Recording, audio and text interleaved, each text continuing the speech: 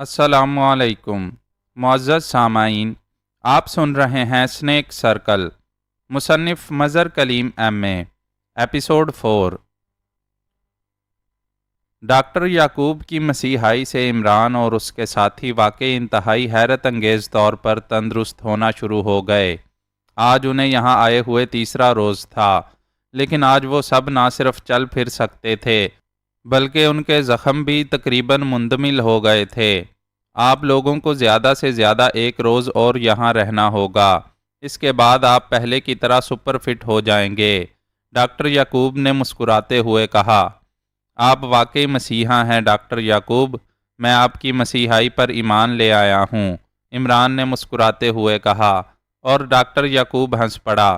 میں تو صرف زخموں کی حد تک مسیحا ہو سکتا ہوں علی عمران، مگر تم قوموں اور ملکوں کے مسیحا ہو۔ تمہارا وجود دنیا بھر کے مسلمانوں کے لیے امید اور اعتماد کا مینارہ ہے، ڈاکٹر یعقوب نے انتہائی عقیدت بھرے لہجے میں کہا۔ خالی مینارہ تو بیچارہ کسی کی رہنمائی نہیں کر سکتا۔ ہاں، اگر لائٹ ہاؤس آپ کہتے تو میں سوچتا، چلو شاید واٹر پر چلنے والی خوبصورت سی جولیانا کشتی شاید کنارے پر لگ ہی جاتی۔ عمران نے مسکرا کر کننکھیوں سے ساتھ کے بیڈ پر لیٹی ہوئی جولیا کی طرف دیکھتے ہوئے کہا، اور ڈاکٹر یعقوب جو اس دوران عمران اور جولیا کے درمیان ہونے والی گفتگو سے ان کے درمیان جذباتی کشمکش کو کافی حد تک سمجھ چکا تھا، بے اختیار ہنس پڑا۔ اب آپ آرام کیجئے، اب میں کل حاضر ہوں گا، ڈاکٹر نے مسکراتے ہوئے کہا، اور تیزی سے مڑ کر دروازے سے باہر نکل گیا۔ یہ تمہاری بکواس آخر کبھی ختم بھی ہوگی؟ ہر جگہ ہر آدمی کے سامنے تم بکواس شروع کر دیتے ہو، ڈاکٹر یعقوب کے باہر جاتے ہی جولیا نے کاٹ کھانے والے لہجے میں کہا۔ جب کشتی کو کنارہ مل جائے گا تو ظاہر ہے موجوں کا سر پٹکنا بھی بند ہو جائے گا، عمران نے ترکی بترکی جواب دیتے ہوئے کہا۔ مس جولیا، اگر آپ کہیں تو میں اس کو خود کنارے پر لگا دوں، یک لخت سب سے آخری بیڈ پر لیٹے ہوئے تنویر نے تیز لہجے میں کہا۔ واہ، اسے کہتے ہیں ملاحی، کہ اگر کشتی بھنور میں پھنس جائے تو ملاح صاحب اسے خود کھینچ کر کنارے پر لگا دیتے ہیں۔ عمران بھلا کہاں باز آنے والا تھا۔ عمران صاحب، ہم یہاں اطمینان سے پڑے ہیں، جبکہ یقیناً جی پی 5 اور سیکرٹ سروس پاگل کتوں کی طرح ہمیں تلاش کرتی پھر رہی ہوں گی۔ اگر وہ لوگ اچانک ہم تک پہنچ گئے تو ہم کسی طرح بھی اپنا بچاؤ نہ کر سکیں گے، صفدر نے اچانک کہا۔ اس نے شاید موضوع بدلنے کے لیے بات کی تھی۔ اگر واقعی ایسی کوئی بات ہو گئی تو سوائے خدا کے اور کوئی ہمیں بچانے والا بھی نہیں ہوگا۔ میرا خیال ہے ہم اب چل پھر تو سکتے ہیں، اس لیے ہمیں اب یہاں سے کسی اور جگہ شفٹ ہو جانا چاہیے، عمران نے یک لخت انتہائی سنجیدہ لہجے میں کہا، اور اس کے ساتھ ہی اس نے سائیڈ میز پر رکھے ہوئے ٹیلی فون کا ریسیور اٹھایا اور تیزی سے نمبر ڈائل کرنے شروع کر دیے۔ سالے نے اسے ایک نمبر دے دیا تھا کہ ایمرجنسی کی صورت میں اس نمبر پر اس سے بات کی جا سکتی ہے، اور عمران نے وہی نمبر ڈائل کیا تھا۔ یس، دوسری طرف سے سالے کی آواز سنائی دی، لیکن اس نے صرف ایک لفظ کہا تھا۔ علی عمران بول رہا ہوں سالے، کیا تم فوری طور پر ہمارے پاس ہسپتال پہنچ سکتے ہو؟ عمران نے کہا۔ ہاں، مگر خیریت؟ دوسری طرف سے سالے نے بری طرح چونکتے ہوئے کہا۔ ابھی تک تو خیریت ہے، تم فوراً آ جاؤ، میں تم سے ایک انتہائی ضروری بات کرنا چاہتا ہوں، عمران نے کہا۔ میں 15 منٹ کے اندر پہنچ رہا ہوں، دوسری طرف سے سالے نے کہا، اور عمران نے اوکے کہہ کر ریسیور رکھ دیا۔ پھر تقریباً 15 منٹ سے پہلے ہی دروازہ کھلا اور سالے اندر داخل ہوا۔ خیریت ہے عمران صاحب، آپ کی کال نے مجھے پریشان کر دیا ہے، سالے نے بے چین سے لہجے میں کہا۔ فی الحال تو خیریت ہے، البتہ آئندہ کی خیریت کے لیے میں نے تمہیں بلوایا ہے۔ ڈاکٹر یعقوب نے کہہ دیا ہے کہ کل ہم سپر فٹ ہوں گے، گو ہم ابھی سے اپنے آپ کو سپر فٹ سمجھ رہے ہیں۔ مسئلہ یہ ہے کہ جی پی 5 اور سیکرٹ سروس دونوں ہی ہماری تلاش میں انتہائی سرگرم ہوں گے، اور فرض کیا انہیں اس ہسپتال کا سراغ مل جاتا ہے اور وہ یہاں حملہ کر دیتے ہیں، تو ہمارے پاس تو بھاگنے کے لیے کوئی سواری ہے اور نہ مقابلے کے لیے کوئی اسلحہ۔ اس لیے تم ایسا کرو کہ ہمیں فوری طور پر یہاں سے کسی ایسی جگہ شفٹ کر دو جس کا علم سوائے تمہارے اور کسی کو نہ ہو۔ ہمیں 2 گاڑیاں فکسڈ فریکوینسی کے ٹرانسمیٹر اور ضروری اسلحہ بھی چاہیے۔ عمران نے انتہائی سنجیدہ لہجے میں کہا۔ آپ کا خیال درست ہے۔ آپ کی کال آنے سے پہلے میں نے خود ڈاکٹر یعقوب سے فون پر یہی بات پوچھی تھی کہ آپ کو اگر یہاں سے فوری طور پر شفٹ کیا جائے تو آپ حضرات کو کوئی تکلیف تو نہ ہوگی، کیونکہ مجھے اطلاع ملی ہے کہ کرنل ڈیوڈ نے ابو سلام گروپ کے ایک اہم آدمی کو اغوا کر کے اس پر ہیڈ کوارٹر میں تشدد کر کے اس سے آپ کے متعلق پوچھ گچھ کی ہے۔ گو بقول اس آدمی کے اس نے آپ لوگوں کے متعلق کچھ نہیں بتایا، لیکن اس کے باوجود میں نے اسے گراؤنڈ کر دیا ہے، اور میری چھٹی حص اس وقت سے یہ کہہ رہی ہے کہ کرنل ڈیوڈ اتنی آسانی سے پیچھا چھوڑنے والوں میں سے نہیں ہے، اس لیے میں نے پہلے ہی آپ کی یہاں سے فوری شفٹنگ کا پروگرام بنا لیا ہے۔ البتہ اب آپ کا یہ کہنا ہے کہ آپ کو کسی ایسی جگہ پہنچایا جائے جس کا علم سوائے میرے اور کسی کو نہ ہو، تو اس کے لیے آپ کو ایک اور قصبے میں لے جانا ہوگا۔ وہ میری پرائیویٹ رہائش گاہ ہے، وہاں میری بیوہ بھابھی آسمہ رہتی ہیں، اور وہاں آپ کی مطلوبہ ہر سہولت بھی آپ کو میسر آ سکے گی، صالح نے جواب دیتے ہوئے کہا۔ ٹھیک ہے، پھر یہ منتقلی فوری اور انتہائی خفیہ طور پر ہونی چاہیے، عمران نے اس بات میں سر ہلاتے ہوئے کہا۔ میں ابھی انتظامات کرتا ہوں، صالح نے کہا اور تیزی سے مڑ کر کمرے سے باہر نکل گیا۔ کیا ہم اسی طرح چھپتے ہی پھریں گے یا ہم نے کوئی کام بھی کرنا ہے؟ تنویر نے کہا۔ سب سے اہم کام اسرائیل میں محفوظ داخلہ تھا، یہ کام ہو گیا، گو ہمارے اندازے کے مطابق تو نہیں ہوا اور ہو بھی نہیں سکتا تھا، کیونکہ اس دریا کی صورتحال میری توقع سے کہیں زیادہ خراب تھی۔ میں اسے عام پہاڑی دریا سمجھا تھا، لیکن یہ انتہائی خطرناک دریا ہے۔ بہرحال قدرت نے ہمیں بچا لیا۔ اب کسی محفوظ جگہ پہنچ کر اطمینان سے پلاننگ بھی بنائیں گے، عمران نے کہا، اور سارے ساتھیوں نے اس بات میں سر ہلا دیے۔ آدھے گھنٹے بعد صالح واپس آیا اور اس نے انہیں چلنے کے لیے کہا۔ تھوڑی دیر بعد وہ ایک سبزی لے جانے والے ٹرک کے اندر لیٹے ہوئے تھے۔ ان سے کچھ اوپر لوہے کا ایک مضبوط تختہ تھا جس نے پورے ٹرک کو گھیر رکھا تھا، اور اس تختے کے اوپر ٹرک کے باہر تک تازہ سبزی لدی ہوئی تھی۔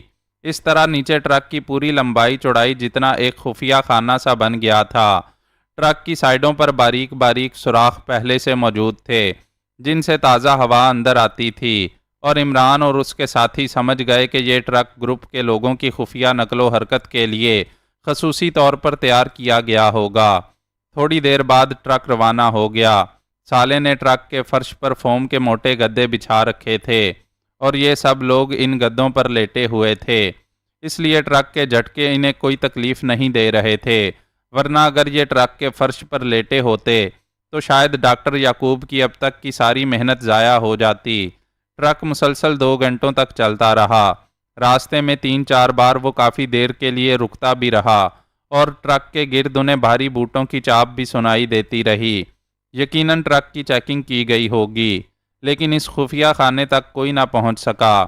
پھر ایک جگہ ٹرک کافی دیر تک رکا رہا، تقریباً 20-25 منٹ، اور انہیں محسوس ہوا کہ ٹرک خالی کیا جا رہا ہے۔ کافی دیر بعد ٹرک ایک بار پھر حرکت میں آیا۔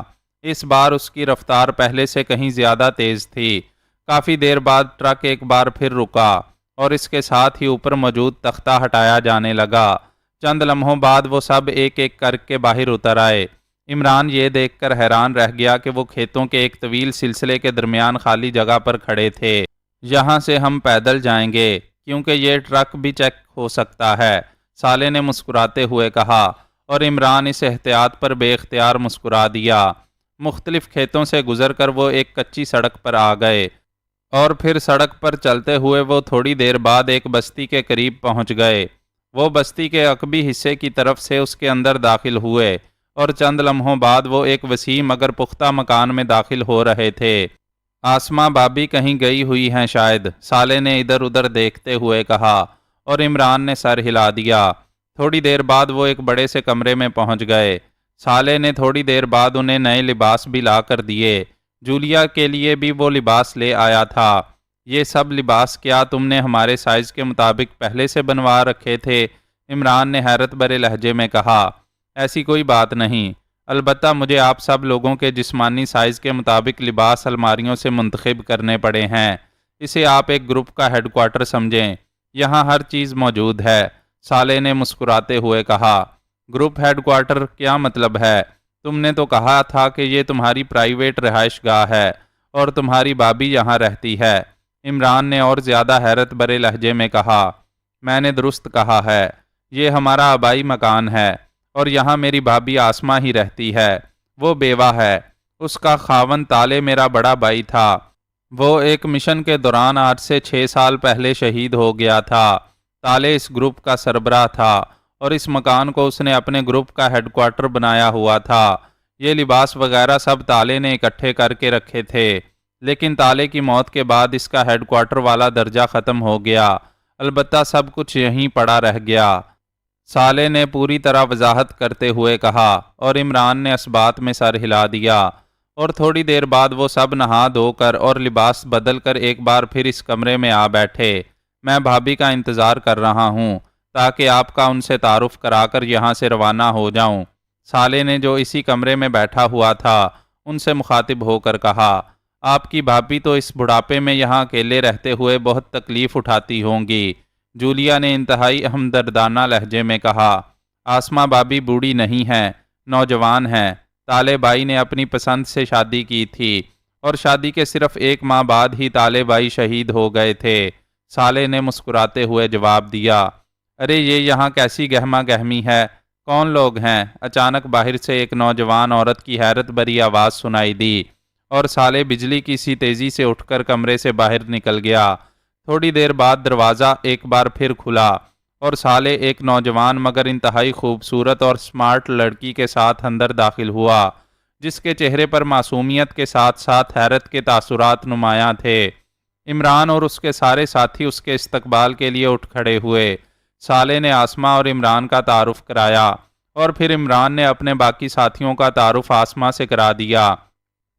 یہ تو میری انتہائی خوش قسمتی ہے کہ آپ جیسے عظیم مجاہدوں سے میری نہ صرف ملاقات ہو رہی ہے بلکہ آپ سب لوگ میرے مہمان بھی ہیں۔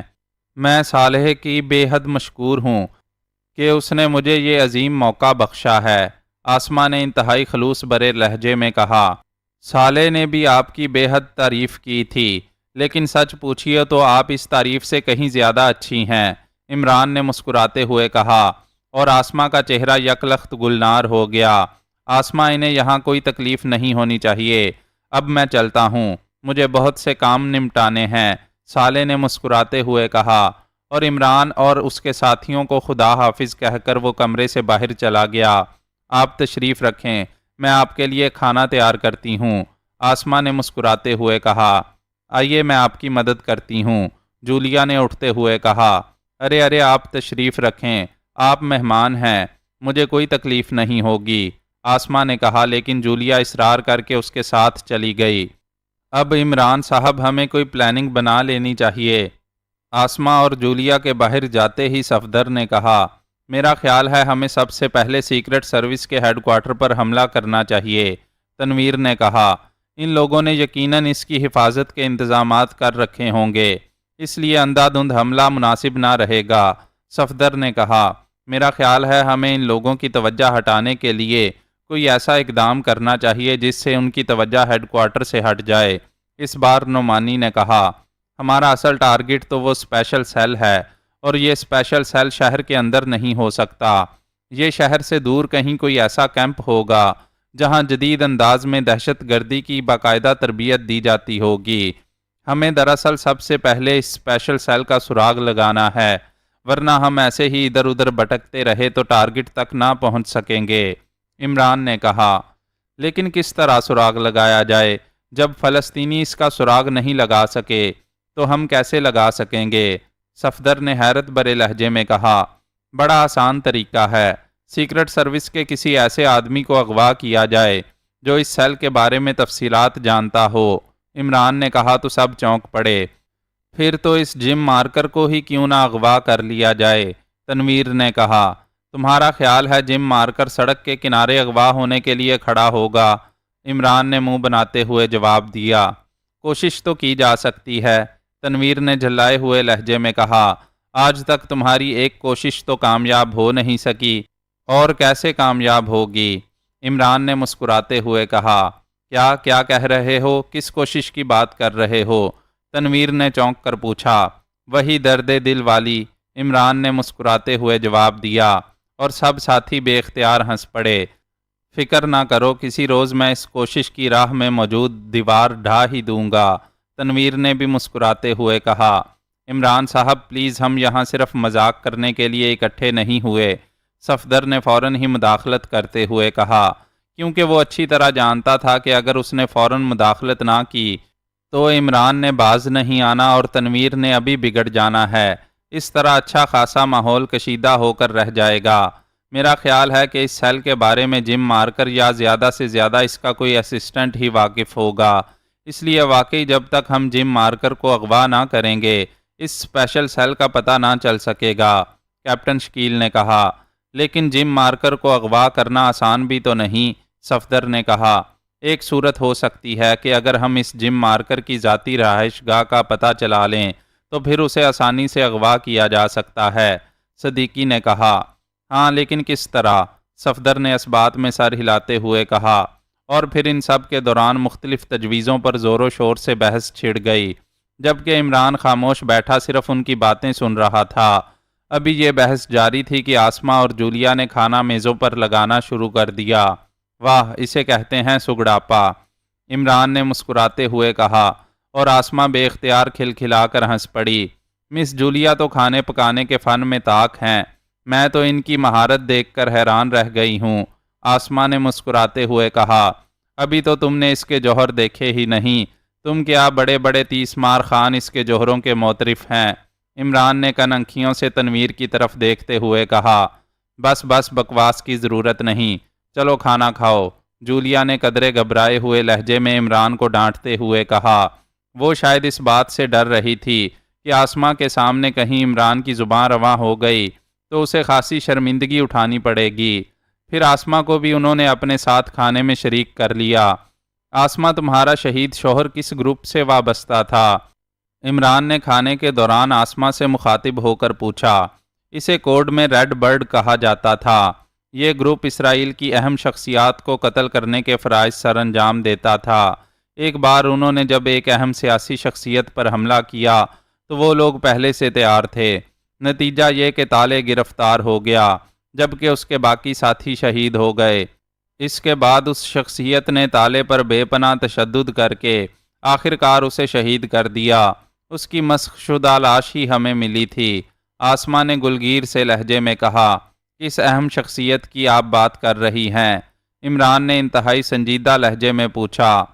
اسرائیل کا سیکرٹری آف اسٹیٹ پامیر، وہ انتہائی اہم ترین شخصیت ہے، اس نے فلسطینی گروپوں کا باقاعدہ ریکارڈ تیار کرایا تھا۔ بہرحال کہا جاتا ہے کہ وہ اسرائیل میں بننے والے تمام اہم منصوبوں کا خالق ہے، آسمہ نے جواب دیا۔ کیا دوبارہ اسے قتل کرنے کی کوشش نہیں کی گئی؟ عمران نے پوچھا۔ بے شمار بار کی گئی ہے، لیکن وہ ہر بار بچ جاتا ہے۔ شاید اللہ تعالیٰ کو بھی اس کی زندگی مقصود ہے، حالانکہ وہ بے حد شفاق اور ظالم ترین آدمی ہے۔ ایک بار تو میں نے اکیلے اسے قتل کر کے اپنے شہید شوہر کی روح کا انتقام لینا چاہا، لیکن میں الٹا پھنس گئی۔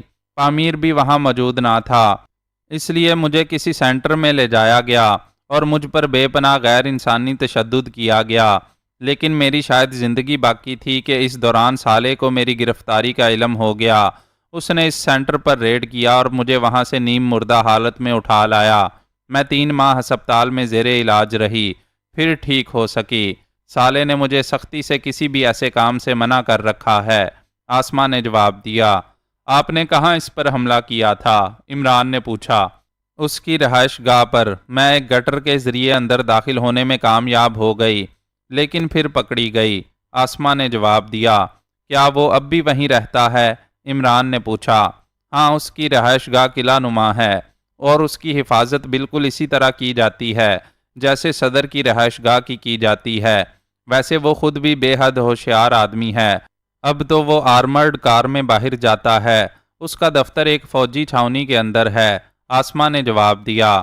کیا آپ ہمیں اس کی رہائش گاہ کا پتہ بتا سکتی ہیں؟ عمران نے پوچھا۔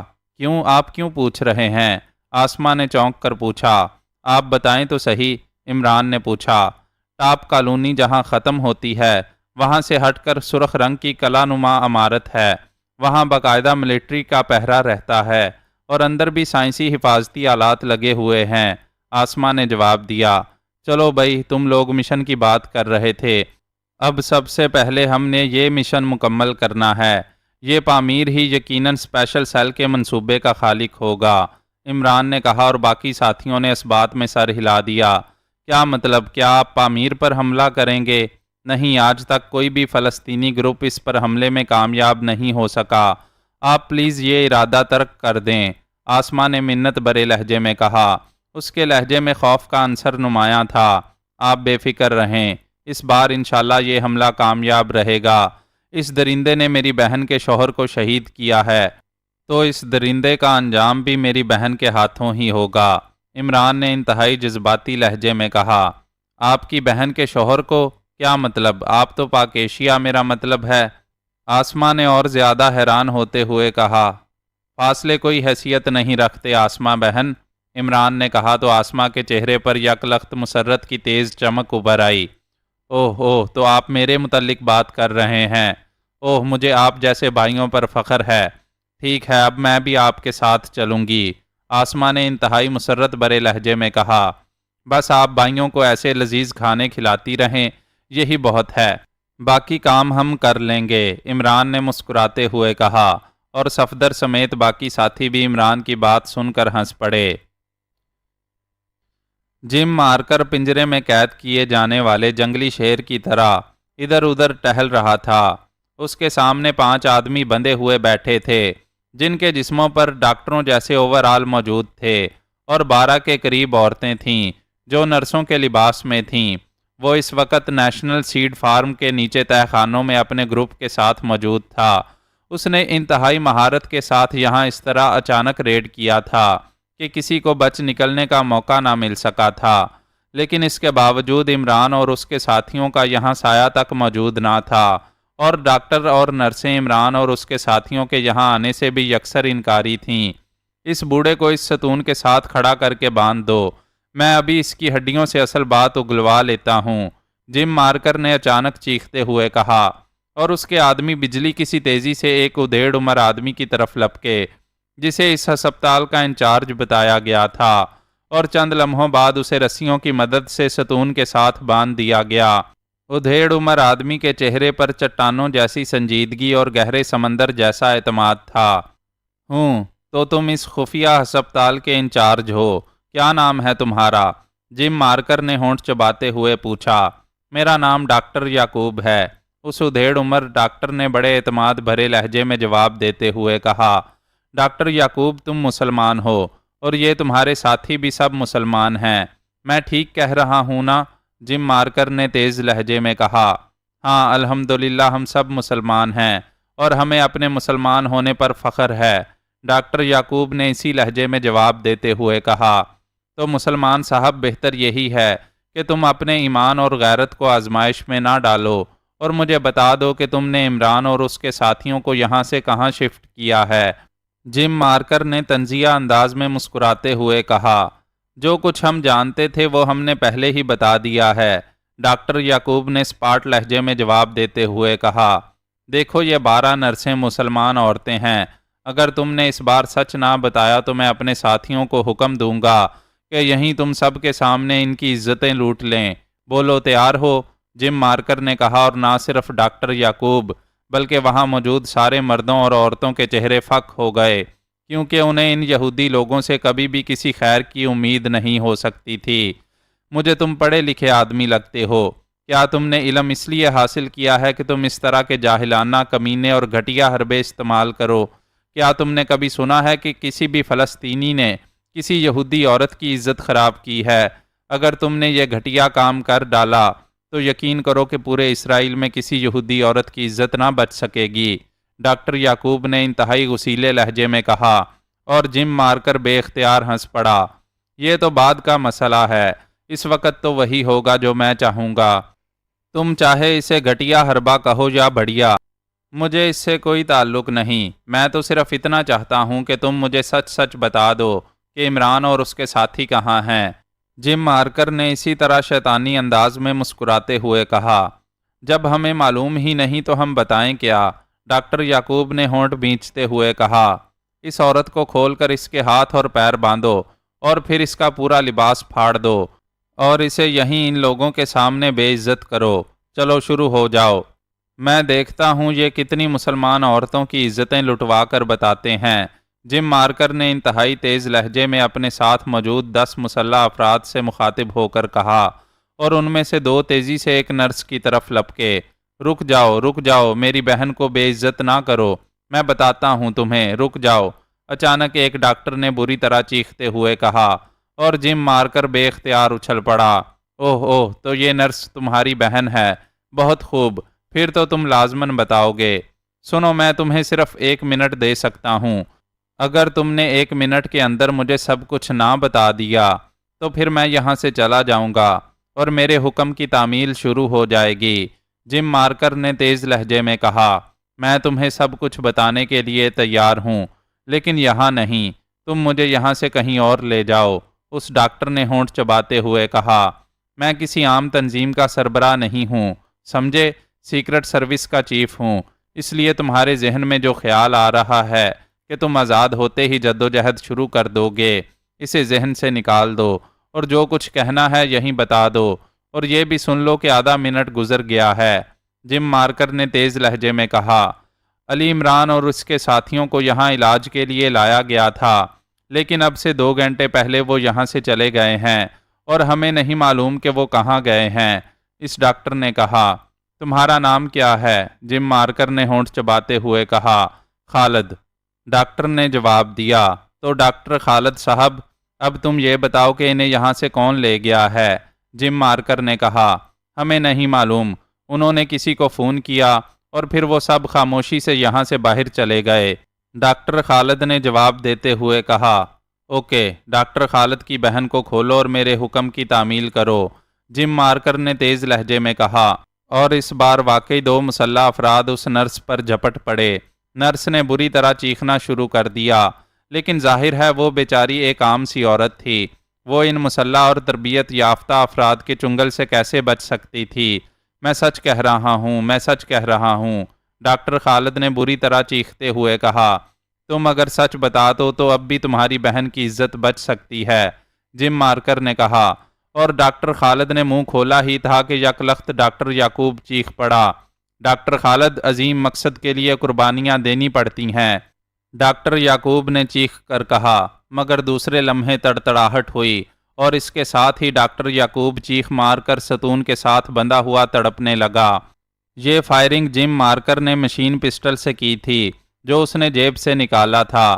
بوڑھے گدھ، تم ڈاکٹر خالد کو سچ بولنے سے روک رہے تھے، جم مارکر نے انتہائی نفرت بھرے لہجے میں کہا۔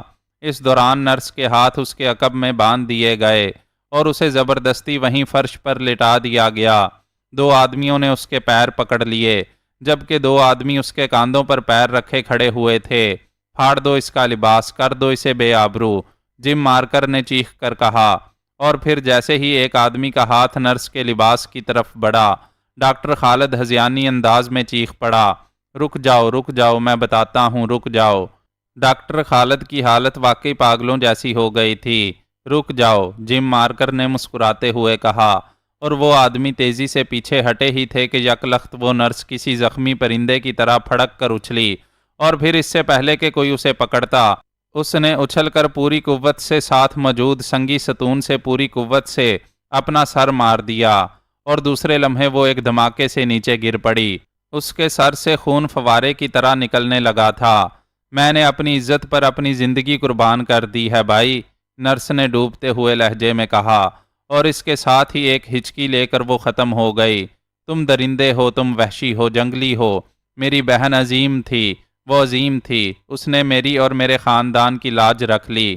ڈاکٹر خالد نے پاگلوں کے سے انداز میں کہا مارتے ہوئے کہا، کیا ہوا اگر تمہاری ایک بہن مر گئی ہے؟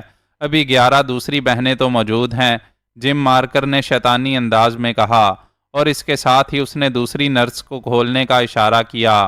خیال رکھنا یہ اب خودکشی نہ کر سکے۔ جم مارکر نے کہا، میں خودکشی نہ کروں گی، بے فکر رہو، میرا نام صالحہ ہے، میں کلثوم کی طرح احمق نہیں ہوں کہ اپنی زندگی ایک معمولی سی بات پر ختم کر دوں۔ سنو، میں تمہیں ساری بات بتانے کے لیے تیار ہوں، اور یہ بھی سن لو کہ ڈاکٹر خالد بھی وہ کچھ نہیں جانتا جو میں جانتی ہوں، کیونکہ میں یہاں سٹاف نرس ہوں۔ اس عورت نے انتہائی باوقار لہجے میں کہا۔ اوہ گڈ شو صالحہ، تم واقعی سمجھدار عورت ہو۔ اسے پکڑ کر کھڑا رکھو، اگر یہ سچ بولے تو ٹھیک، ورنہ ایک لمحے میں نیچے گرا دینا، جم مارکر نے کہا۔ جب میں کہہ رہی ہوں کہ میں سب کچھ بتا دیتی ہوں تو پھر میرے ساتھ یہ سلوک کیوں کر رہے ہو؟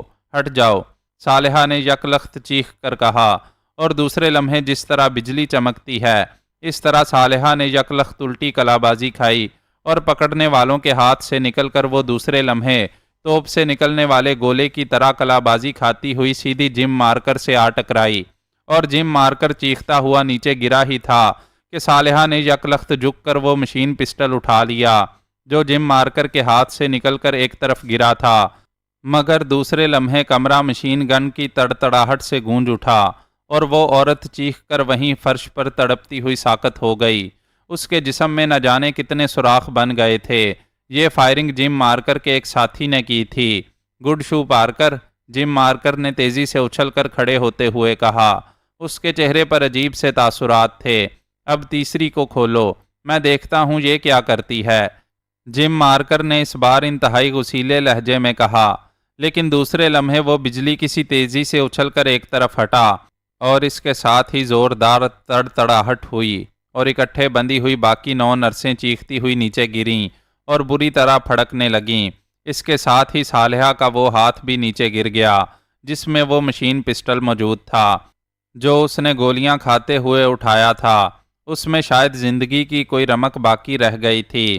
جم مارکر بال بال بچا تھا، ورنہ وہ جس انداز میں صالحہ کی طرف بڑھ رہا تھا وہ براہ راست فائرنگ کی رینج میں آ جاتا تھا۔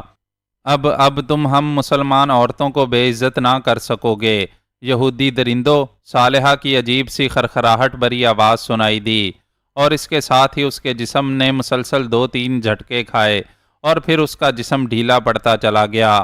باقی 9 عورتیں بھی اس دوران ساقط ہو چکی تھیں۔ گولیوں کی ایک ہی باڑ نے انہیں شہید کر دیا تھا۔ دیکھا تم نے یہودی درندو، دیکھا تم نے، مسلمان عورتیں کتنی عظیم ہوتی ہیں۔ اس بار ڈاکٹر خالد نے فاتحانہ انداز میں کہا مارتے ہوئے کہا، میں تم سب کی ہڈیاں توڑ دوں گا، میں تمہیں گولیوں سے اڑا دوں گا، جم مارکر نے پاگلوں کے سے انداز میں چیختے ہوئے کہا۔ اس کے چہرے پر انتہائی غیظ و غضب کے آثار نمایاں ہو گئے تھے، کیونکہ یہ بات تو اس کے تصور میں بھی نہ تھی کہ اس طرح بھی یہ عورتیں ختم ہو سکتی ہیں۔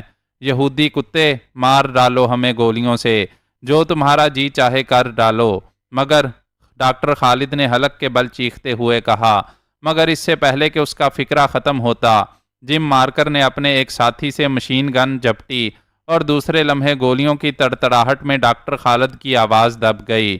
جم مارکر نے اس وقت تک ٹریگر سے انگلی نہ ہٹائی تھی جب تک ڈاکٹر خالد کا جسم مکمل طور پر چھلنی نہ ہو گیا۔ اب تمہیں بتانا ہوگا، تمہیں بتانا ہوگا، یا کتے کی موت مرنا ہوگا۔ بولو کہاں گئے ہیں یہ عمران اور اس کے ساتھی، کہاں گئے ہیں؟ جم مارکر نے انتہائی غضبناک انداز میں دوسرے ڈاکٹروں کی طرف مشین گن کا رخ پھیرتے ہوئے چیخ کر کہا، وہ چلے گئے ہیں، تنظیم کا کوئی آدمی انہیں لے گیا ہوگا، ہمیں نہیں معلوم، ہم تو ڈیوٹی پر تھے، ہم تو۔ ایک اور ڈاکٹر نے سہمے ہوئے لہجے میں کہا ہی تھا کہ جم مارکر نے ایک بار پھر ٹریگر دبا دیا تو گولیوں کے برسٹ اس بولنے والے ڈاکٹر کے جسم کو چھلنی کرنے لگے۔ گولیاں بارش کی طرح برس رہی تھیں۔ جم مارکر واقعی پاگل ہو گیا تھا۔ باس، اگر یہ سب مر گئے تو پھر ہمیں کیسے پتا چلے گا؟ یکلخت رابرٹ نے آگے بڑھ کر جھٹکے سے مشین گن کا رخ اوپر کی طرف کرتے ہوئے کہا، ہٹ جاؤ، میں ان سب کو چھلنی کر دوں گا، میں انہیں کتے کی موت ماروں گا، میں ان کی ناپاک روحوں کو بھی گولیوں سے چھلنی کر دوں گا، میں ان مسلمانوں کی روحوں کو بھی چھلنی کر دوں گا، جم مارکر نے بری طرح چیختے ہوئے کہا، اور دوسرے لمحے اس نے مشین گن کا رخ ایک جھٹکے سے گھمایا، اور اس کے ساتھ ہی تڑتڑاہٹ کی تیز آواز کے ساتھ ہی باقی ڈاکٹروں کے جسم بھی گولیوں سے چھلنی ہونے لگ گئے۔ یا اللہ، تو ظالم سے بدلہ لینے والا ہے، اچانک ایک مرتے ہوئے ڈاکٹر نے درد بری مگر ڈوبتی ہوئی آواز میں کہا، اور ابھی اس کا فکرہ ختم ہی ہوا تھا کہ یکلخت ایک خوفناک دھماکہ ہوا، اور جم مارکر اور اس کے سارے ساتھی اچھل کر فرش پر گرے ہی تھے کہ پے در پے دو دھماکوں سے عمارت کی چھت ان پر آ گری، اور اس کے ساتھ ہی جم مارکر اور اس کے ساتھیوں کی کربناک چیخوں سے گرد آلود ماحول ایک لمحے کے لیے گونجا، اور دوسرے لمحے وہاں سوائے خوفناک دھماکوں کے اور کوئی آواز باقی نہ رہی تھی۔ دھماکے اس طرح مسلسل ہوتے چلے جا رہے تھے جیسے بے شمار آتش فشانوں کے دہانے کھل گئے ہوں۔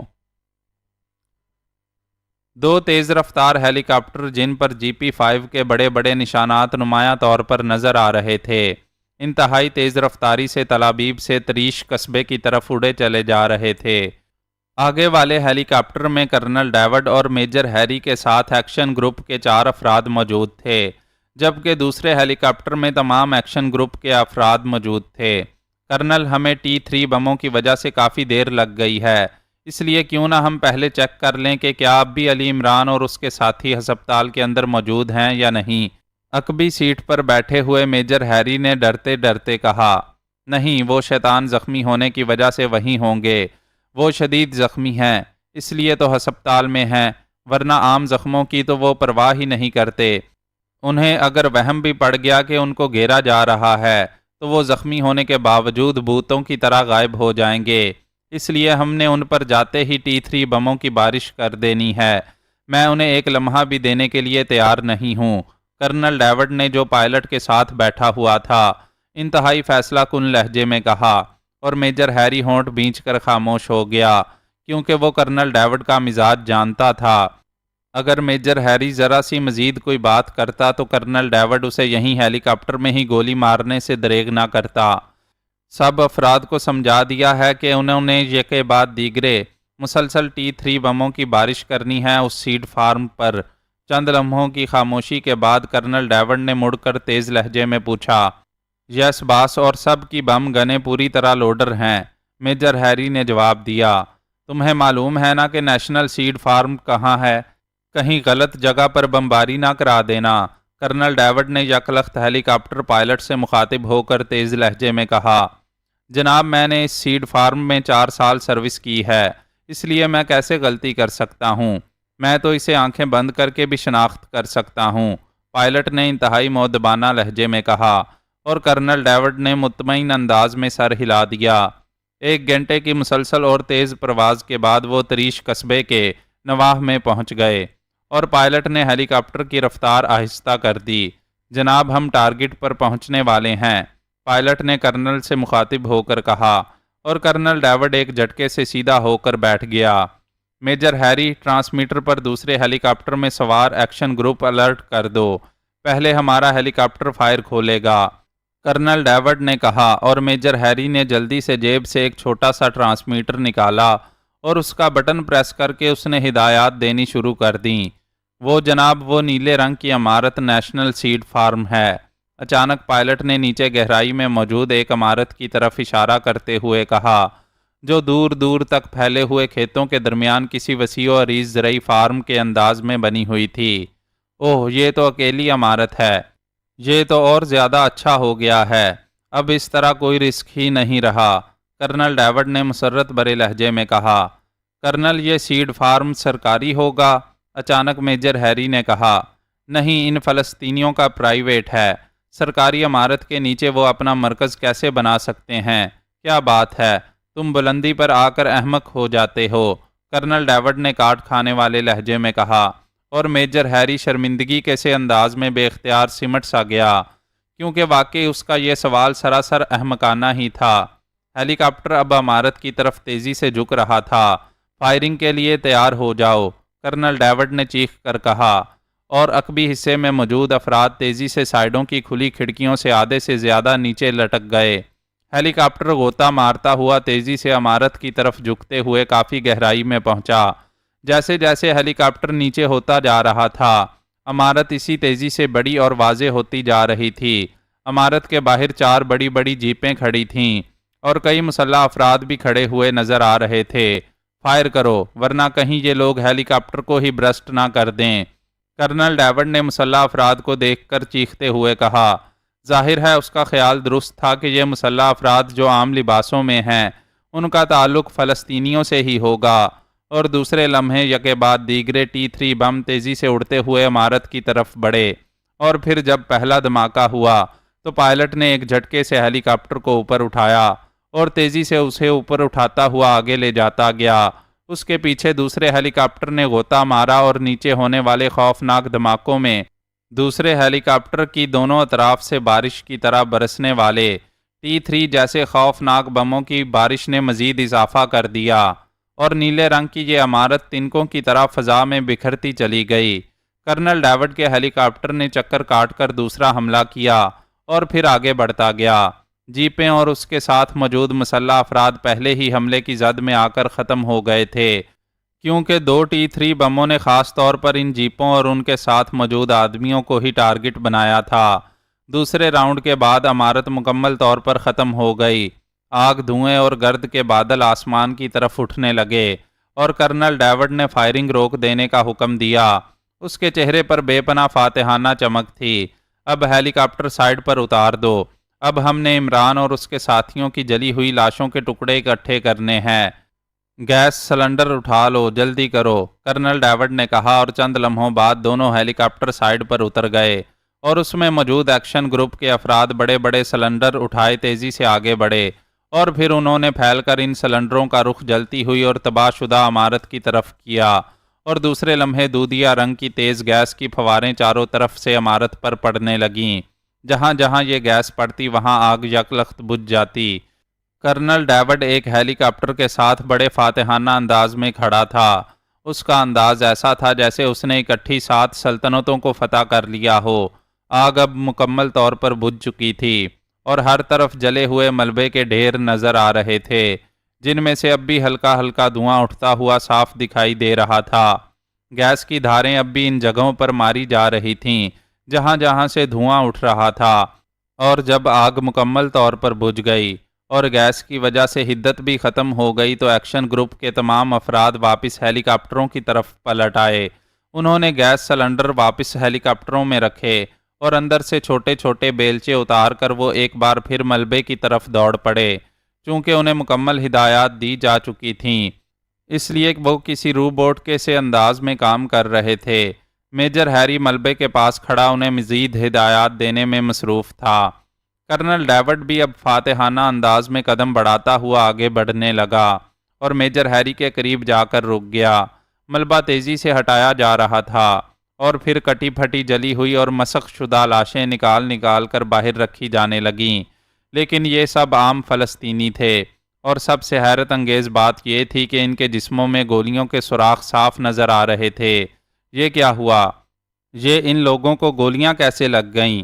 T-3 بموں سے تو گولیاں نہیں نکلتیں، کرنل ڈیوڈ نے انتہائی حیرت بھرے لہجے میں کہا۔ میجر ہیری صرف کندھے اچکا کر رہ گیا، اور تھوڑی دیر بعد سفید اوورآل، جو اب صرف کہیں کہیں سے سفید نظر آ رہے تھے، میں ملبوس لاشیں باہر آنے لگیں۔ ان سب کو گولیوں سے چھلنی کیا گیا تھا۔ ایک عورت کی لاش باہر لائی گئی تو اس کے جسم میں گولیاں نہ تھیں، بلکہ اس کا سر ٹکڑے ٹکڑے ہو گیا تھا۔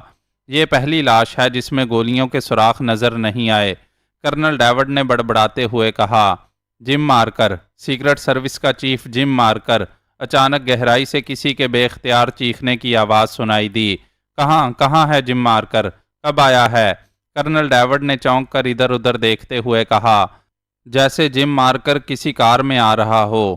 جناب یہ زندہ ہے، یہ زندہ ہے، اچانک گہرائی سے کسی نے ایک بار پھر چیختے ہوئے کہا، اور تھوڑی دیر بعد 4 آدمی ایک آدمی کو اٹھائے اوپر آ گئے۔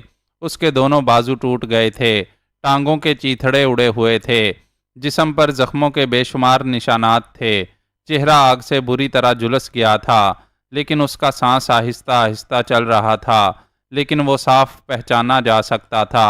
وہ سیکرٹ سروس کا چیف جم مارکر تھا، اور کرنل ڈیوڈ اور میجر ہیری دونوں حیرت سے آنکھیں پھاڑے اسے اس طرح دیکھ رہے تھے جیسے انہیں اپنی آنکھوں پر یقین نہ آ رہا تھا۔ پانی، اسے پانی پلاؤ، یہ زندہ ہے، یہ بول رہا ہے، پانی پلاؤ، یک لخت میجر ہیری نے چیختے ہوئے کہا، اور ایک آدمی ہیلی کاپٹر کی طرف بھاگ پڑا۔ تھوڑی دیر بعد جم مارکر کے حلق میں پانی ٹپکایا جانے لگا۔ یہ اندر کیسے پہنچ گیا؟ کرنل ڈیوڈ نے اٹک اٹک کر کہا۔ اس کے ذہن میں T3 بموں سے بھی زیادہ خوفناک دھماکے ہو رہے تھے۔ اس کے تصور میں بھی نہ تھا کہ ملبے میں سے عمران اور اس کے ساتھیوں کی لاشوں کی بجائے گولیاں لگے فلسطینیوں اور سیکرٹ سروس کے ارکان کی لاشیں اور اس کا چیف اس حالت میں برآمد ہوگا۔ پانی پینے سے جم مارکر کے چہرے پر موجود زردی قدرے کم ہوئی۔ اس کا سانس کھل کر آنے لگا۔ اس نے آنکھیں کھولیں۔ دھماکے کس نے کیے؟ وہ میں مر رہا ہوں۔ میرے جسم میں آگ لگی ہوئی ہے، میں مر رہا ہوں۔ جم مارکر نے بری طرح سر پٹکتے ہوئے کہا۔ اس کا انداز ایسے تھا جیسے اس کے جسم کو واقعی کسی نے جلتے ہوئے تنور میں دھکیل دیا ہو۔ جم مارکر، میں کرنل ڈیوڈ ہوں، چیف آف GP5۔ تم عمران اور اس کے ساتھیوں کی بجائے اس عمارت میں کیسے پہنچ گئے؟ کرنل ڈیوڈ نے اس کے قریب جھک کر چیختے ہوئے کہا۔ تم کرنل ڈیوڈ، تم نے یہ دھماکے کیے تھے۔ میں مر رہا ہوں، مجھے بچا لو، میں مر رہا ہوں۔ یہ آگ مجھے بچا لو۔ کرنل، جم مارکر نے ہذیانی انداز میں کہا۔ تم اندر کیسے پہنچے؟ کیا تم نے علی عمران اور اس کے ساتھیوں کو مار دیا تھا؟ کرنل ڈیوڈ کو اس وقت بھی فکر عمران اور اس کے ساتھیوں کی تھی۔ وہ ہمارے ریڈ سے پہلے نکل گئے تھے۔ میں نے ہسپتال کی عورتوں کی عزت لوٹنے کی دھمکی دے کر ڈاکٹروں سے پوچھ گچھ کرنی چاہی۔ مگر یہ مسلمان عورتیں، وہ سب مر گئیں، مگر انہوں نے عزت نہ لوٹنے دی۔ وہ ڈاکٹر بھی مر گئے۔ یہ لوگ مر جاتے ہیں مگر کچھ نہیں بتاتے۔ اسی وقت دھماکے ہوئے، خوفناک دھماکے۔ مجھے بچا لو، میں مر رہا ہوں، میں مر رہا ہوں۔ جم مارکر نے اسی طرح سر پٹکتے ہوئے کہا۔ اسے اٹھا کر ہیلی کاپٹر میں ڈالو اور ہیلی کاپٹر پوری رفتار سے اڑاتے ہوئے اسپیشل ہسپتال لے جاؤ۔ کرنل ڈیوڈ نے چیخ کر میجر ہیری سے کہا، اور میجر ہیری نے چیخ کر اپنے ساتھیوں کو ہدایت دینی شروع کر دی۔ اور چند لمحوں بعد شدید ترین زخمی حالت میں جم مارکر کو ایک ہیلی کاپٹر میں لٹایا گیا اور ہیلی کاپٹر فضا میں بلند ہو کر انتہائی تیز رفتاری سے تل ابیب کی طرف بڑھ گیا کہ چند لمحوں میں ہی نظروں سے غائب ہو گیا۔ میجر ہیری بھی ساتھ گیا تھا۔ کرنل ڈیوڈ کو اب اس ملبے سے کوئی دلچسپی باقی نہ رہی تھی۔ اس کا فاتحانہ انداز میں پھولا ہوا سینہ اس طرح پچک گیا تھا جیسے وہ TB کی آخری سٹیج پر ہو۔ شدید ترین مایوسی کی وجہ سے بری طرح لٹک گیا تھا۔ آنکھوں میں گہری مایوسی تھی اور وہ جو اس طرح چل کر ملبے کی طرف گیا تھا کہ جیسے 7 سلطنتوں کو فتح کرنے والا عظیم بادشاہ اپنے مفتوحہ علاقے میں جاتا ہے، اب اس طرح انتہائی ڈھیلے انداز میں چلتا ہوا سر جھکائے واپس ہیلی کاپٹر کی طرف جا رہا تھا، جیسے کوئی جواری جوئے کی آخری بازی میں اپنی زندگی بھی ہار گیا ہو۔ اسے اب سمجھ میں آیا تھا کہ کیا ہوا تھا۔ جم مارکر کو اس سے پہلے اس ہسپتال کا پتہ چل گیا تھا اور اس نے سیکرٹ سروس کے ساتھ یہاں ریڈ کیا، مگر عمران اور اس کے ساتھی یہاں سے پہلے ہی جا چکے تھے اور اب یہ لوگ اندر ہی تھے کہ کرنل ڈیوڈ نے عمارت پر بمباری کرا دی۔ اسے اب وزیر اعظم اور صدر مملکت کی غصے سے بھری ہوئی آنکھیں اور بگڑے ہوئے چہرے صاف دکھائی دے رہے تھے۔ اسے ایسے محسوس ہو رہا تھا جیسے وزیر اعظم اور صدر مملکت دونوں اسے تل ابیب کے بڑے چوک پر پھانسی لٹکانے کا حکم دے رہے ہوں گے، اور ہیلی کاپٹر کے پاس پہنچ کر اس نے بے اختیار اپنا سر پائیدان کے ساتھ ٹکا دیا۔ اس کی حالت واقعی بے پناہ دگرگوں ہو رہی تھی۔ 2 بڑی کاریں ٹاپ کالونی کی پہلی چیک پوسٹ پر جا کر رکیں اور چیک پوسٹ پر موجود سپاہی تیزی سے آگے والی کار کی طرف بڑھا۔ سیکرٹ سروس سائیڈ کھڑکی سے عمران نے سر باہر نکال کر تیز لہجے میں کہا۔ اس کے چہرے پر اس وقت جم مارکر کا میک اپ تھا۔ اوہ یس سر، سپاہی نے بکھلائے ہوئے انداز میں پیچھے ہٹ کر باقاعدہ سیلوٹ مارا اور پھر تیزی سے بھاگ کر اس نے سڑک پر لگا ہوا راڈ ہٹا لیا۔ دوسرے لمحے دونوں کاریں تیزی سے اسے کراس کرتی ہوئیں آگے بڑھ گئیں۔ ٹاپ کالونی میں چونکہ بڑے بڑے افسران کی رہائش گاہیں تھیں، اس لیے ایک چیک پوسٹ موجود تھی، لیکن ظاہر ہے یہ رہائشی کالونی تھی۔ یہاں بڑے بڑے افسران اور ان کے ملنے جلنے والے مسلسل آتے جاتے رہتے تھے، اس لیے یہ چیک پوسٹ بس نام کی ہی چیک پوسٹ تھی۔ یہی وجہ تھی کہ سپاہیوں نے سیکرٹ سروس کا نام سنتے ہی راڈ ہٹا لیا تھا۔ تھوڑی دیر بعد دونوں کاریں پامیر کی کوٹھی سے کچھ فاصلے پر درختوں کے نیچے رک گئیں اور عمران نیچے اتر آیا۔ اس کے ساتھ ہی اس کے دوسرے ساتھی بھی کاروں سے نیچے اتر آئے۔ ان سب کی جیبوں میں سائلنسر لگے مشین پسٹل موجود تھے۔ وہ پوری طرح منصوبہ بندی کر کے آئے تھے۔ جولیا البتہ ان کے ساتھ نہ تھی، وہ سب مقامی میک اپ میں تھے۔ پہلی کار تنویر چلا رہا تھا۔ عمران نے تنویر کو اشارہ کیا اور وہ دونوں تیزی سے کوٹھی کے بڑے پھاٹک کی طرف بڑھنے لگے، جبکہ باقی ساتھی ادھر ادھر بکھر گئے۔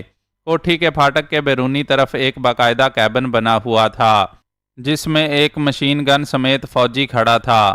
وہ ان دونوں کو کوٹھی کی طرف بڑھتے دیکھ کر تیزی سے باہر نکل آیا اور اس نے گن سیدھی کر لی۔ کون ہیں آپ؟ اس فوجی نے سخت لہجے میں کہا۔ سیکرٹ سروس، عمران نے انتہائی باوقار لہجے میں کہا، اور سیکرٹ سروس کا نام سن کر سپاہی کا تنا ہوا جسم یکلخت ڈھیلا پڑ گیا۔ سیکرٹری آف اسٹیٹ پامیر صاحب کوٹھی میں ہیں؟ عمران نے قریب پہنچ کر جیب سے ایک کارڈ نکال کر سپاہی کی آنکھوں کے سامنے لہرایا اور پھر اسے جیب میں رکھ لیا۔ جی ہاں موجود ہیں جناب، مگر وہ رہائش گاہ پر کسی سے بھی نہیں ملتے، چاہے صدر مملکت ہی کیوں نہ ہوں، سپاہی نے منہ بناتے ہوئے جواب دیا۔ تمہارے کیبن میں فون ہے؟ عمران نے سخت لہجے میں پوچھا۔ یس سر، مگر میں ان سے براہ راست رابطہ نہیں کر سکتا۔ میں تو سیکیورٹی آفیسر کیپٹن رالف سے بات کر سکتا ہوں، سپاہی نے جواب دیتے ہوئے کہا۔ کراؤ بات سیکیورٹی آفیسر سے، عمران نے اس بات میں سر ہلاتے ہوئے کہا، اور سپاہی مڑ کر کیبن میں داخل ہوا تو عمران بھی اس کے ساتھ ہی اندر داخل ہو گیا، جبکہ تنویر باہر ہی رک گیا۔ اندر ایک چھوٹی سی میز کے ساتھ ایک کرسی رکھی ہوئی تھی۔ میز پر ایک فون پیس موجود تھا، مگر اس میں ڈائل نہ تھا۔ اس سپاہی نے ریسیور اٹھایا اور فون پیس کے نیچے موجود ایک چھوٹا سا بٹن پریس کر دیا۔ راجر بول رہا ہوں جناب، گیٹ سے، سپاہی نے انتہائی مؤدبانہ لہجے میں کہا۔ یس، کیا بات ہے، کیوں کال کی ہے؟ دوسری طرف سے ایک سخت آواز سنائی دی۔ سیکرٹ سروس کے 2 آدمی آئے ہیں، وہ آپ سے بات کرنا چاہتے ہیں، سپاہی نے مؤدبانہ لہجے میں کہا اور ریسیور عمران کی طرف بڑھا دیا۔ سیکرٹ سروس کے افراد اور یہاں کیا مطلب؟ دوسری طرف سے بولنے والے کے لہجے میں بے پناہ حیرت تھی۔ Hello gym Marker, chief of secret service speaking, Imran نے انتہائی باوقار لہجے میں کہا۔ اسے لہجہ تبدیل کرنے کی ضرورت اس لیے پیش نہ آئی تھی کہ وہ شروع سے ہی جم مارکر کے لہجے میں سپاہی سے بات کر رہا تھا۔ اوہو جناب، آپ یہاں گیٹ پر؟ میں سیکیورٹی انچارج کیپٹن رالف بول رہا ہوں جناب۔ دوسری طرف سے بولنے والے کا لہجہ یکلخت انتہائی مؤدبانہ ہو گیا، لیکن لہجے میں شدید ترین حیرت کا عنصر نمایاں تھا۔ Captain Ralph, secretary of state سے مجھے فوری ملاقات کرنی ہے۔ یہاں پاک ایشیا سیکرٹ سروس کا ایک گروپ کام کر رہا ہے، جس کی وجہ سے میں فون پر بھی بات نہیں کر سکتا، اس لیے مجھے خود یہاں آنا پڑا ہے۔ It is very emergency, great Israel کے مفاد کی خاطر، عمران نے تیز لہجے میں بات کرتے ہوئے کہا۔ او یس سر، میں ان سے بات کرتا ہوں سر، وہ ابھی اپنے ذاتی دفتر میں ہیں، دوسری طرف سے کہا گیا، اور چند لمحوں بعد ایک حیرت بری لیکن بررائی ہوئی سی آواز سنائی دی۔ ہیلو، میں پامیر بول رہا ہوں، سیکرٹری آف اسٹیٹ۔ بولنے والے کے لہجے میں شدید ترین حیرت تھی۔ Jim Marker, chief of secret service, آپ کو تو یقیناً معلوم ہوگا کہ اسپیشل سیل کے خاتمے کے لیے پاک ایشیا سیکرٹ سروس کا گروپ طلابیب آیا ہوا ہے، اس لیے مجھے خود چل کر یہاں آنا پڑا ہے، اور احتیاط کے تقاضے کے تحت میں فون پر بھی بات نہیں کر سکتا۔ اسپیشل سیل کے سلسلے میں ایک اہم اور فوری بات کرنی ہے، عمران نے جم مارکر کے لہجے میں کہا۔ آپ بیرونی سیکیورٹی کیبن سے بات کر رہے ہیں نا؟ پامیر نے کہا۔ ہاں، میرے ساتھ میرا اسسٹنٹ بھی ہے، عمران نے کہا۔ 1 منٹ ہولڈ کریں، دوسری طرف سے کہا گیا، اور پھر چند لمحوں بعد یکلخت کیبن کے اندر چھت پر لگے ہوئے عام سے بلب سے تیز روشنی نکلنے لگی۔ یہ روشنی اس قدر تیز تھی کہ یوں لگ رہا تھا جیسے کیبن کے اندر سورج اتر آیا ہو۔ عمران نے جان بوجھ کر اپنا منہ اوپر کی طرف کر دیا، جیسے حیرت سے اس بلب کو دیکھ رہا ہو۔ دوسرے لمحے جماکے سے تیز روشنی دوبارہ نارمل ہو گئی۔ ہیلو مسٹر جم مارکر، ریسیور سے پامیر کی آواز سنائی دی۔ میں نے آپ کو چیک کر لیا ہے، اب آپ سے ملاقات ہو سکتی ہے۔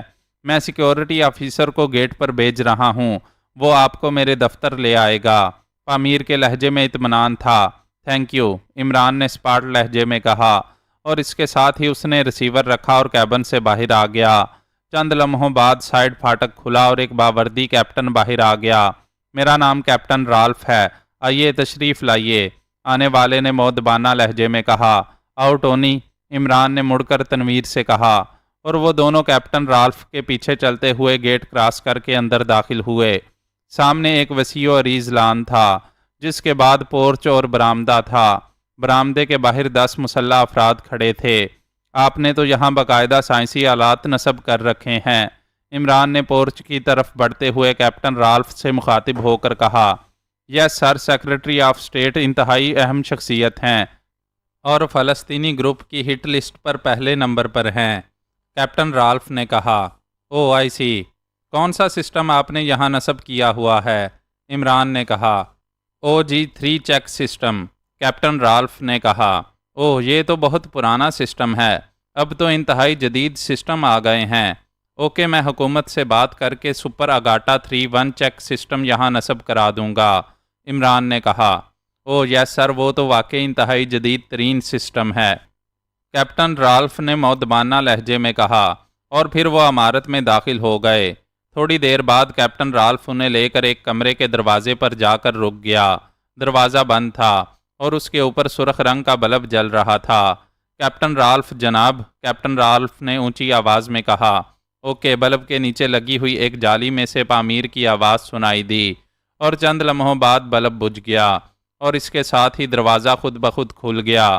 ٹونی، تم یہیں رکو گے، اگر ضرورت پڑی تو تمہیں اندر بلا لیا جائے گا۔ عمران نے مڑ کر تنویر سے مخاطب ہو کر کہا، اور تنویر کے اسبات میں سر ہلانے پر وہ مڑ کر کھلے دروازے کے اندر داخل ہو گیا۔ یہ ایک خاصا بڑا کمرہ تھا جسے کسی دفتر کے انداز میں سجایا گیا تھا۔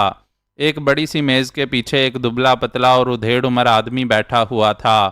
اس کا سر انڈے کے چھلکے کی طرح تھا، لیکن عقبی طرف سفید بالوں کی ایک چھوٹی سی جالر تھی۔ اس کی پیشانی البتہ فراخ تھی، مگر آنکھیں چھوٹی اور جبڑے باری تھے، تھوڑی نوکیلی تھی۔ یہ سیکرٹری آف اسٹیٹ پامیر تھا، جو استقبال کے لیے اٹھ کھڑا ہوا اور اس نے مصافحے کے لیے ہاتھ بڑھایا۔ عمران نے رسمی سا مصافحہ کیا اور پھر رسمی فکروں کے تبادلے کے بعد عمران میز کی دوسری سائیڈ پر رکھی ہوئی کرسی پر بیٹھ گیا۔ ہاں فرمائیے، کس مقصد کے لیے آپ نے یہاں آنے کی تکلیف کی ہے؟ پامیر نے اسپاٹ لہجے میں کہا۔ میں نے آپ کو بتایا تو ہے، اسپیشل سیل کے سلسلے میں آنا پڑا ہے۔ عمران نے بھی اسپاٹ لہجے میں کہا۔ کیا ہوا ہے اسے؟ اس کی مکمل پلاننگ تو میں نے حکومت کے حوالے کر دی تھی، پامیر نے حیرت بھرے لہجے میں کہا۔ فائل نامکمل ہے، عمران نے کہا۔ نامکمل؟ کیا مطلب؟ میں سمجھا نہیں، پامیر نے چونک کر کہا۔ نامکمل کا مطلب نامکمل ہی ہوتا ہے جناب، مجھے مکمل فائل چاہیے، عمران نے کہا۔ یہ کیسے ہو سکتا ہے؟ جب میں نے فائل مکمل بھیجی ہے تو وہ کیسے نامکمل ہو سکتی ہے؟ پامیر نے انتہائی حیرت بھرے لہجے میں کہا۔ آپ کے پاس اس فائل کی کاپی تو یقیناً ہوگی، عمران نے کہا۔ ظاہر ہے، میں جو پلاننگ کرتا ہوں اس کی کاپی تو اپنے پاس رکھتا ہی ہوں، پامیر نے اس بات میں سر ہلاتے ہوئے کہا۔ تو پھر وہ کاپی نکالیے، میں سرکاری فائل لے آیا ہوں، اس سے ملا لیجئے، آپ کو خود معلوم ہو جائے گا کہ سرکاری فائل مکمل ہے یا نہیں، عمران نے مسکراتے ہوئے کہا۔ اوہ، آپ لے آئے ہیں؟ دکھائیے مجھے، پامیر نے چونک کر کہا، اور عمران نے کوٹ کی اندرونی جیب میں ہاتھ ڈالا اور دوسرے لمحے اس کا ہاتھ جیسے ہی باہر آیا، پامیر بری طرح چونک پڑا، کیونکہ عمران کے ہاتھ میں ایک عجیب ساخت کا چھوٹا سا پستول تھا۔ کیا مطلب؟ پامیر کا ہاتھ تیزی سے میز کی سائیڈ کی طرف بڑھا ہی تھا کہ عمران نے ٹریگر دبا دیا اور اس چھوٹے سے پستول کی نال سے سفید رنگ کے مادے کی پھوار نکلی اور سیدھی پامیر کی ناک سے جا ٹکرائی، اور دوسرے لمحے پامیر کرسی پر ہی ڈلک گیا۔ عمران نے سانس روک لیا تھا۔ چند لمحوں میں وہ اسی طرح بے حس و حرکت بیٹھا رہا، پھر وہ اٹھا اور اس نے آہستہ سے سانس لیا، اور پھر طویل سانس لے کر اس نے پستول واپس جیب میں ڈالا اور میز کی دوسری سائیڈ پر جا کر اس نے کرسی پر بے ہوش پڑے ہوئے سیکرٹری اسٹیٹ کو دونوں ہاتھوں سے اٹھا کر ایک طرف فرش پر ڈال دیا، اور پھر وہ دروازے کی طرف بڑھ گیا۔ دروازے کے اندرونی طرف بھی اوپر ایک بلب موجود تھا، لیکن وہ بھی اس وقت بجھا ہوا تھا۔ اس کا مطلب تھا کہ کمرے کا حفاظتی سسٹم آف ہے۔ عمران نے دروازہ کھولا اور باہر نکل آیا۔ اسی لمحے ایک سائیڈ سے تنویر نکل کر عمران کی طرف بڑھا۔ کیا ہوا؟ عمران نے جم مارکر کے لہجے میں کہا۔ فنش، 12 آدمی تھے، ایک باہر تھا، سب لاشوں میں تبدیل ہو چکے ہیں، تنویر نے اس طرح اطمینان بھرے لہجے میں کہا جیسے وہ انسانوں کی بجائے کیڑوں مکوڑوں کی بات کر رہا ہو۔ تمہیں تو انسانی قصاب کہنا چاہیے، 12-13 آدمی مار دیے اور اس طرح اطمینان سے کھڑے ہو جیسے انہیں کھانا کھلا کر آئے ہو۔ عمران نے مسکراتے ہوئے کہا، میں ان یہودیوں کو انسان سمجھتا ہی نہیں۔ تم بتاؤ کیا ہوا؟ تنویر نے بھی مسکراتے ہوئے جواب دیا، میں نے کیا کرنا ہے؟ جتنا میرا حوصلہ ہے اتنا ہی کام کیا ہے۔ ایک دبلے پتلے آدمی کو بس بے ہوش کر دیا ہے۔ تم باہر جاؤ اور پھاٹک کھول کر کار اندر لے آؤ اور پامیر کو اس کے اندر منتقل کر دو۔ سسٹم آف ہے، اس لیے کسی قسم کی فکر کی ضرورت نہیں۔ میں اس دوران یہاں اسپیشل سیل کی فائل تلاش کرنے کی کوشش کرتا ہوں، عمران نے کہا اور تنویر سر ہلاتا ہوا واپس مڑ گیا۔ عمران دوبارہ اسی کمرے میں آیا اور پھر اس نے جیب سے ایک سائلنسر لگا مشین پسٹل نکالا اور میز کی کھلی دراز کے اندر نظر آنے والے سوئچ پینل پر اس نے گولیوں کی بارش کر دی۔ دراز اور سوئچ پینل دونوں کے پرخچے اڑ گئے اور عمران نے اطمینان کا طویل سانس لیا۔ اس نے اب اطمینان سے کمرے کی تلاشی لینی شروع کر دی، لیکن وہاں فوجی مشنز کی فائلوں کے علاوہ کچھ نہ ملا۔ تھوڑی دیر بعد صفدر اور کیپٹن شکیل کمرے میں داخل ہوئے۔ تنویر ان کے پیچھے تھا۔ بڑے آپریشن کی ضرورت ہی نہیں پڑی، ویسے ہی قابو میں آ گیا ہے یہ، صفدر نے فرش پر پڑے ہوئے پامیر کی طرف اشارہ کرتے ہوئے کہا۔ ہاں، جم مارکر آخر سیکرٹ سروس کا چیف ہے، اتنا تو روب ہونا ہی چاہیے اس کا، عمران نے مسکراتے ہوئے جواب دیا۔ اسے ہوش میں لا کر پوچھ لو، خواہ مخواہ کی درد سری کا کیا فائدہ؟ تنویر نے اپنی فطرت کے عین مطابق تجویز پیش کرتے ہوئے کہا، یہاں ایک مکمل حفاظتی سسٹم کے ساتھ ساتھ ہر کمرے میں علیحدہ علیحدہ حفاظتی سسٹم نصب ہے۔ میں نے اسے اس لیے اچانک بے ہوش کیا تھا کہ یہ کوئی ایسا سسٹم آن نہ کر سکے جس سے ہم پھنس جائیں، اس لیے اسے یہاں ہوش میں لانے کا رسک نہیں لیا جا سکتا۔ فائل یقیناً اسی کمرے میں ہوگی، تم اسے لے جاؤ، عمران نے مڑ کر باقاعدہ وضاحت کرتے ہوئے کہا، اور صفدر نے آگے بڑھ کر فرش پر پڑے ہوئے پامیر کو اٹھایا اور کمرے سے باہر نکل گیا۔ اس کے پیچھے تنویر اور کیپٹن شکیل بھی باہر چلے گئے۔ عمران نے اب دیواروں کے ساتھ موجود الماریاں کھول کر ان میں فائل کی تلاش شروع کر دی، اور پھر ایک الماری کے سب سے نچلے خانے میں سے وہ اسے تلاش کر لینے میں کامیاب ہو گیا۔ اس نے کھول کر اسے ایک نظر دیکھا اور پھر موڑ کر اسے جیب میں ڈالا اور تیز تیز قدم اٹھاتا کمرے سے باہر نکل گیا۔ باہر برآمدے میں واقع 11 لاشیں موجود تھیں اور ایک لاش چھوٹے پھاٹک کے اندرونی حصے میں پڑی ہوئی تھی۔ تنویر برآمدے میں موجود تھا اور عمران کی کار بھی وہیں پورچ میں کھڑی تھی، جبکہ صفدر اور کیپٹن شکیل باہر جا چکے تھے۔ مل گئی فائل؟ تنویر نے عمران کو باہر آتے دیکھ کر چونک کر پوچھا۔ ہاں، اب نکل چلو، عمران نے کہا اور تقریباً دوڑتا ہوا وہ خود پھاٹک کی طرف بڑھ گیا، جسے کار اندر لے آنے کے بعد دوبارہ بند کر دیا گیا تھا۔ تنویر ڈرائیونگ سیٹ پر بیٹھا اور دوسرے لمحے اس نے کار موڑ کر تیزی سے پھاٹک کی طرف بڑھائی۔ جب کار پھاٹک کے قریب پہنچی تو عمران نے پھاٹک بند کیا اور پھر سائیڈ پھاٹک کو کھول کر باہر نکلا، اور باہر سے سائیڈ پھاٹک بند کر کے وہ تیزی سے پھاٹک کے باہر رکی ہوئی کار میں بیٹھ گیا۔ دوسرے لمحے کار تیزی سے آگے بڑھ گئی۔ تھوڑی دیر بعد صفدر اور دوسرے ساتھیوں کی کار بھی ان کے پیچھے آ گئی اور دونوں کاریں تیزی سے چلتی ہوئی چیک پوسٹ پر پہنچیں تو وہاں موجود سپاہی نے کاروں کو واپس آتے دیکھ کر دور سے ہی راڈ ہٹا دیا۔ دونوں کاریں تیزی سے آگے بڑھ گئیں۔ ٹاپ کالونی سے کچھ دور آنے کے بعد پروگرام کے مطابق تنویر نے کار سڑک کے سائیڈ پر موجود درختوں کے ایک جھنڈ میں لے جا کر روک دی۔ دوسری کار بھی ان کے پیچھے آ کر رک گئی اور ان سب نے انتہائی پھرتی سے نہ صرف ریڈی میڈ میک اپ تبدیل کر دیے بلکہ کاروں میں موجود دوسرے لباس نکال کر لباس بھی تبدیل کر لیے گئے۔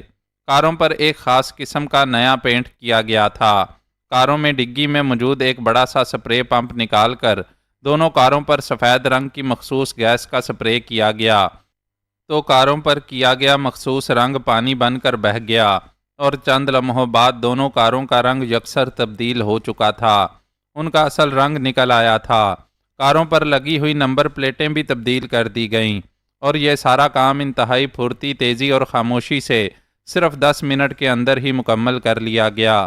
10 منٹ بعد جب کاریں درختوں کے اس جھنڈ سے نکل کر سڑک پر پہنچیں تو نہ صرف ان کے رجسٹریشن نمبر اور رنگ تبدیل ہو چکے تھے بلکہ اس میں سوار افراد کے چہرے اور لباس تک بدل چکے تھے۔ اب وہ انتہائی اطمینان سے آگے بڑھے چلے جا رہے تھے۔ پامیر کو عمران والی کار کی دونوں سیٹوں کے عقبی درمیانی حصے میں ڈال کر اس کے اوپر کپڑا اس طرح ڈال دیا گیا تھا کہ پہلی نظر میں یہ محسوس ہی نہ ہوتا تھا کہ اس کپڑے کے نیچے کوئی انسان موجود ہے۔ عمران کو معلوم تھا کہ آسما کے گھر تک پہنچنے کے لیے انہیں کم از کم 2 گھنٹوں کی مسلسل ڈرائیونگ کرنی ہے۔ اس کے باوجود اسے پامیر کی طرف سے کوئی فکر نہ تھی، کیونکہ جس گیس سے اسے بے ہوش کیا گیا تھا اس کے اثرات کی وجہ سے وہ 2 ہفتے تک بھی خود بخود ہوش میں نہیں آ سکتا تھا۔ یہ مشن جسے آسما اس قدر مشکل بتا رہی تھی انتہائی آسان ثابت ہوا ہے، تنویر نے کہا۔ اتنا آسان نہ ہوتا اگر اس سیکرٹری آف اسٹیٹ نے جم مارکر کو بغور دیکھا ہوا ہوتا۔ اس نے شاید اس کے قد و قامت اور جسامت پر کبھی غور نہ کیا ہوگا، ورنہ وہ صرف میرا چہرہ دیکھ کر ہی مجھے جم مارکر نہ تسلیم کر لیتا۔ عمران نے مسکراتے ہوئے کہا۔ ہاں واقعی تمہارا جسم بہرحال جم مارکر جیسا نہیں ہے، تنویر نے اس بات میں سر ہلاتے ہوئے کہا۔ اور دوسری بات یہ کہ اس نے سیکرٹ سروس کے ہیڈ کوارٹر فون کر کے یہ کنفرم نہیں کیا کہ کیا واقعی جم مارکر وہاں سے یہاں آنے کے لیے روانہ بھی ہوا ہے یا نہیں، عمران نے کہا۔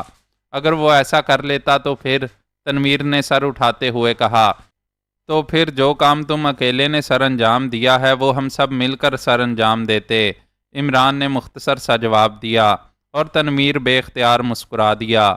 2 گھنٹے کی مسلسل ڈرائیونگ کے بعد آخرکار وہ آسما کے گھر بخیر و عافیت اور بغیر کسی رکاوٹ کے پہنچ گئے، اور جب پامیر کو کار سے باہر نکال کر اندر کمرے میں پہنچایا گیا تو آسما اس طرح حیرت سے آنکھیں پھاڑ پھاڑ کر پامیر کو دیکھ رہی تھی جیسے اسے اپنی آنکھوں پر یقین نہ آ رہا ہو۔ یہ اصل پامیر ہے، کسی اور پر اس کا میک اپ نہیں کیا گیا، عمران نے مسکراتے ہوئے کہا۔ مگر یہ کیسے ممکن ہو گیا ہے؟ تم سب بھی صحیح سلامت ہو اور یہ خوفناک آدمی بھی یہاں پہنچ گیا ہے، آسما نے حیرت بھرے لہجے میں کہا۔ یہ سب اس تنویر کا کمال ہے جس نے ایک لمحے میں اس کے 12 مسلح اور تربیت یافتہ آدمیوں کو لاشوں میں تبدیل کر دیا تھا، عمران نے مسکراتے ہوئے کہا، اور آسما اب حیرت بھری نظروں سے تنویر کو دیکھنے لگی۔ کیا تنویر بھائی جادو جانتے ہیں؟ آسما نے حیران ہو کر کہا، تو کمرہ بے اختیار قہقہوں سے گونج اٹھا۔ ہاں یہ سامری جادوگر کا بھی استاد ہے، اس نے ایک خوبصورت پری کو بھی قابو کر رکھا ہے، اور بیچارہ شہزادہ ڈمپ آج تک پری کو اس کے جادو سے آزاد نہیں کرا سکا، عمران نے مسکراتے ہوئے جواب دیا، اور کمرہ ایک بار پھر قہقہوں سے گونج اٹھا، اور آسما کچھ نہ سمجھتے ہوئے حیرت سے ان سب کے چہرے دیکھتی رہ گئی۔ یہ کس پری کا ذکر ہو رہا ہے؟ اسی لمحے جولیا نے کمرے میں داخل ہوتے ہوئے پوچھا۔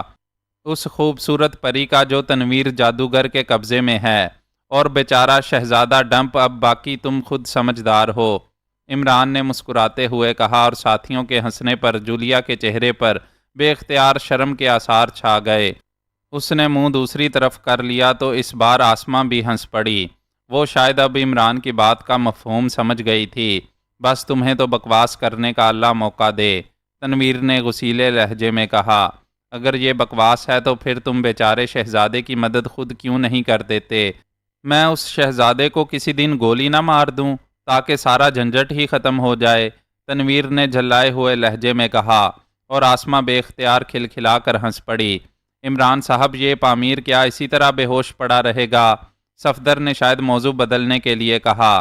یہ آسما بہن کا مجرم ہے، ہوش میں اسے میں لے آتا ہوں، اس سے آسما جو سلوک کرنا چاہے کر سکتی ہے، میری طرف سے کھلی اجازت ہے، عمران نے کہا، اور جیب سے ایک چھوٹی سی بوتل نکال کر اس نے اس کا ڈھکن کھولا اور آگے بڑھ کر اس نے صوفے پر پڑے ہوئے پامیر کی ناک سے بوتل لگا دی، اور چند لمحوں بعد اس کے ناک سے ہٹائی اور اس کا ڈھکن بند کر کے اسے جیب میں ڈال دیا۔